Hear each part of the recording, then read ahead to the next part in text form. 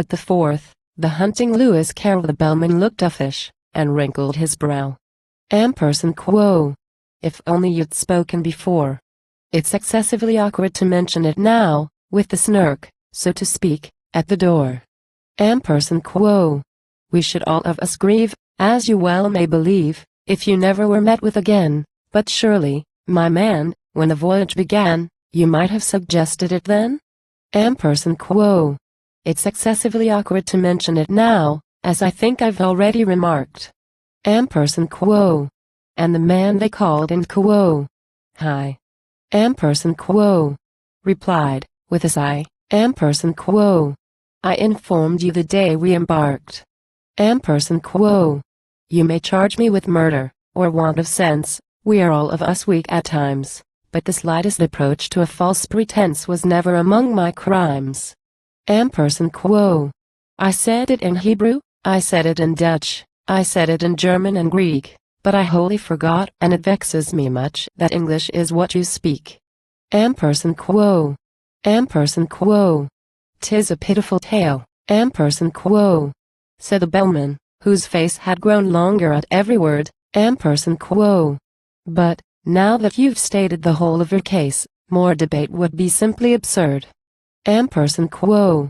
The rest of my speech and Quo. He exclaimed to his men, Quo. You shall hear when I've leisure to speak it. But the snark is at hand, let me tell you again. 'Tis your glorious duty to seek it. Quo.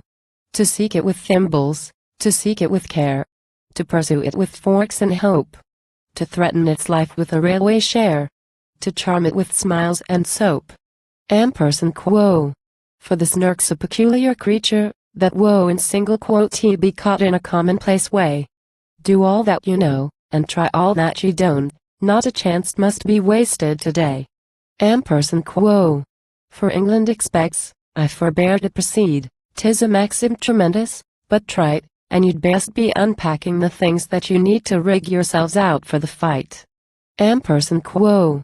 Then the banker endorsed a blank check which he crossed, and changed his loose silver for notes. The baker with care combed his whiskers and hair, and shook the dust out of his coats. The boots and the broker were sharpening a spade, each working the grindstone in turn, but the beaver went on making lace, and displayed no interest in the concern, though the barrister tried to appeal to its pride and vainly proceeded to cite a number of cases, in which making laces had proved an infringement of right.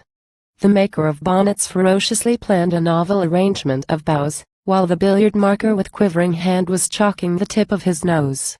But the butcher turned nervous, and dressed himself fine, with yellow kid gloves and a ruff, said he felt exactly like going to dine, which the bellman declared was all and Quo. Stuff and Quo. Quo.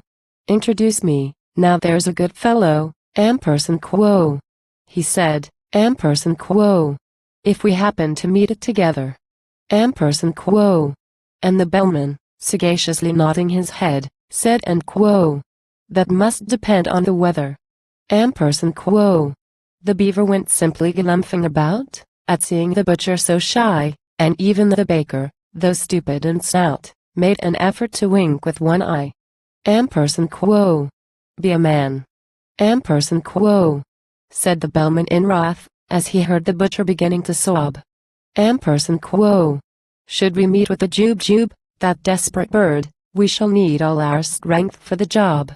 Quo.